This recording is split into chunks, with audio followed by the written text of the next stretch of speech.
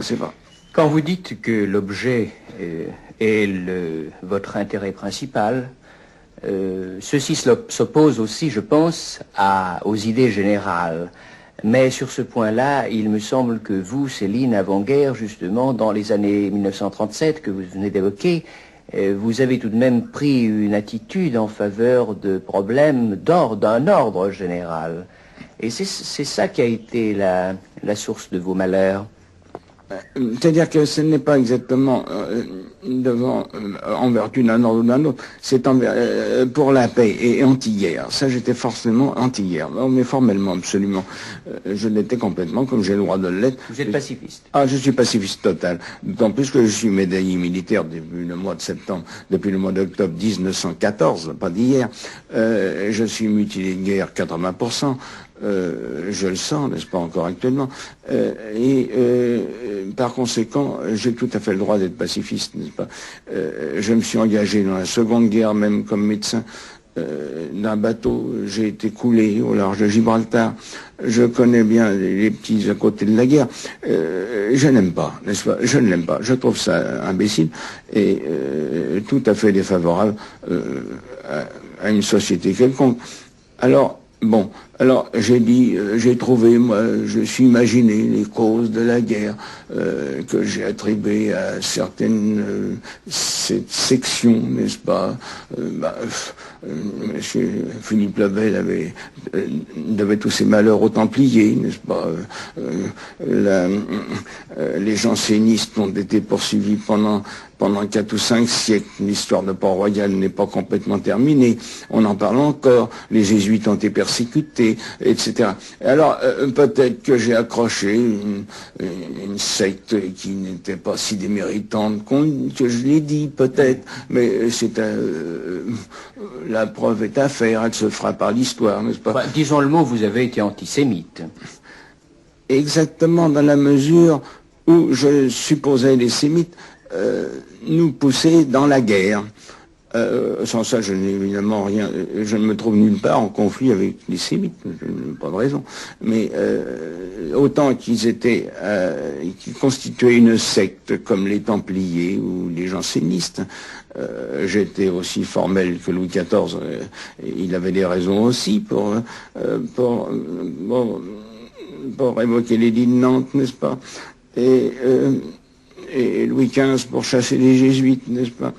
Alors voilà, n'est-ce pas, je suis prêt pour Louis XV, pour Louis XIV, c'est évidemment une erreur profonde, alors que j'avais qu'à rester ce que je suis, n'est-ce pas, et tout simplement me taire, n'est-ce pas. Et là j'ai péché par orgueil, n'est-ce pas, et je l'avoue, par vanité, par bêtise, je n'avais qu'à me taire, n'est-ce pas. Et ce sont des problèmes qui me dépassaient de beaucoup. Je suis né à l'époque, on parlait encore de l'affaire Dreyfus, n'est-ce pas. Tout ça, c'est une vraie bêtise dont je fais les frais.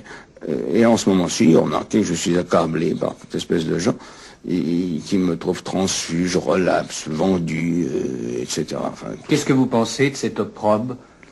Oh, rien du tout. Je dis que bientôt j'aurai 65 ans, j'aurai la retraite des médecins, 200 000 francs par an. Et que, mon Dieu, je resterai bien tranquille.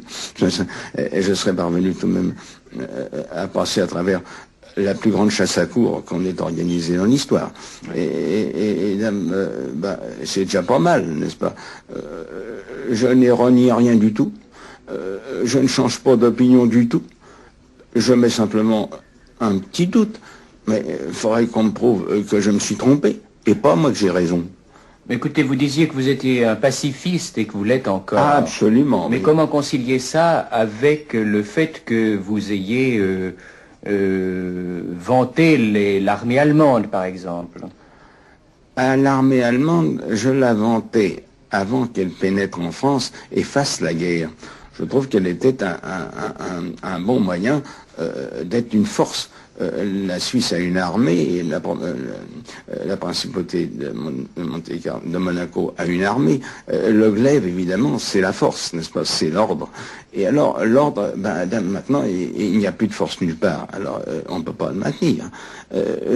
Puisque si on s'adresse en français, je pourrais leur dire que s'il y avait toujours une armée allemande et si on n'avait pas déclaré la guerre, et si l'Allemagne était ce qu'elle était, eh bien, ils auraient conservé l'Algérie sans mal, ils n'auraient pas perdu le canal de Suez, ni l'Indochine. Ils ont introduit le désordre en démolissant une structure. De même qu'on a démoli les Habsbourg, on n'a remplacé par rien, n'est-ce pas? Mais vous croyez que l'impérialisme allemand n'était pas aussi un agent capable de démolir des structures et de faire perdre à la France sa primauté? Je crois qu'on pouvait, à mon avis, je crois qu'on pouvait très bien négocier avec les Allemands avantageusement, à savoir que nous avions encore sur eux du prestige. Ils se souvenaient de la tripotée de 18 et ils en gardaient un très beau respect. Vous savez, pour conduire les peuples, il faut avouer que depuis le commencement du monde, on n'a jamais eu de prestige que de la guerre qu'on vient de gagner et le prestige de celle qu'on va gagner. Espérons. Ainsi qu'un doyen, un président de l'Académie de médecine, à l'âge de 80 ans, avait fait le tour du monde. Il s'était mis à faire le tour du monde. Et avec sa gouvernante. En revenant, elle a dit, oh, il n'y a pas de valeur spirituelle, ni artistique, tout ça n'existe pas. Il y a simplement deux choses qui comptent, le prestige de la guerre qu'on vient de gagner et le prestige de la guerre que l'on vous prête à gagner. Et c'est tout. Par conséquent, nous avions le prestige d'avoir gagné la guerre 18.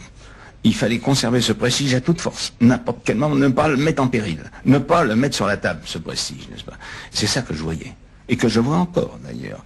On conservait le petit poilu, 18, Verdun, ça comptait énormément, ça comptait beaucoup. Et alors, on ne nous attaquait pas, personne ne bougeait, le Suez ne bougeait pas, Suez ne bougeait pas, l'Indochine ne bougeait pas, l'Algérie ne bougeait pas, le Maroc ni la Tunisie, tout le monde restait en place. Ça, il suffisait de simplement d'envoyer un bataillon de la Légion régler tout. Tandis que maintenant, pardon, n'est-ce pas, tous ces gens-là ont appris que nous étions faibles. Et dans l'histoire de l'humanité, on n'a jamais beaucoup ménagé les faibles, qu'on ait dit ou non. C'est là que je voyais l'armée allemande utile, le gendarme allemand. Oui. Voilà, c'est tout. C'était simplement ça. Je me suis peut-être trompé. Moi, je ne demande pas, mais je ne discute pas. Moi, je suis au bout du rouleau. On pourrait quand même s'étonner d'une chose, Monsieur Céline, c'est qu'au moment où les événements ont tourné, ou autrement dit, où les puissances de l'Axe ont commencé de ne plus avoir le vent en poupe, vous ayez persévéré. Est-ce que c'était pour vous une question d'honnêteté ou de conscience?